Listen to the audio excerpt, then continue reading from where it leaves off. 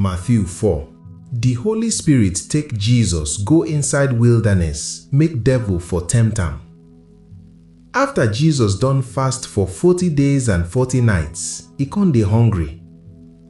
Then devil come meet am say, "If you be God pikin, command this stone make it turn to bread."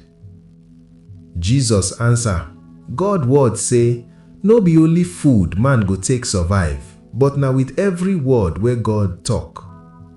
Then devil show Jesus the holy town, come make am stand on top the place where high pass for the temple, and he tell Jesus, "If you really be God pikin, jump go down, because them write for God word say, God go command him angels make them do everything for you, and them go catch you, make your leg no knack stone."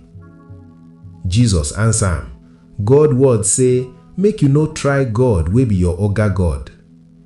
Then devil take Jesus go one mountain wey high well, come show am all the kingdom for this world and all the better things inside am. Devil come tell am, "I go give you all these things if you go bow down worship me." Jesus answer, "Comot here, devil, because God word say, na only God we supposed to serve and worship."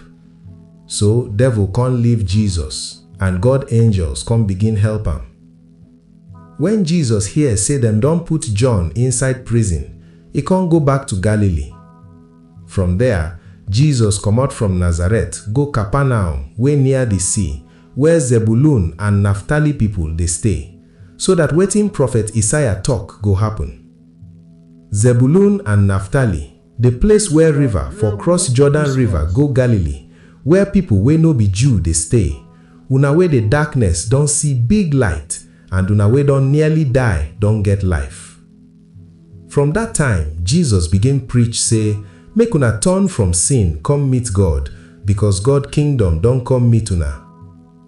As Jesus dey waka for Galilee waterside, he see two brothers, Simon wey dem dey call Peter, and Andrew him brother. Dem dey throw net inside the river dey catch fish. Jesus come tell them, make una follow me, and I go make una catch people. At once, dem leave their net come follow Jesus. As Jesus comot from there, he come see two brothers, James and John, with Zebedee their papa, dey repair net inside their boat. Then Jesus call the brothers. Quick, dem run leave their papa inside the boat, come follow Jesus. Jesus come dey waka for Galilee, dey teach inside their synagogue. He preach about God kingdom and dey heal people wey get different disease and those wey no well. So the news about Jesus come spread go everywhere for Syria. Dem come bring people wey no well, wey no fit waka, people wey devil dey worry, and the people wey demon dey inside them come meet am, and he heal all of them.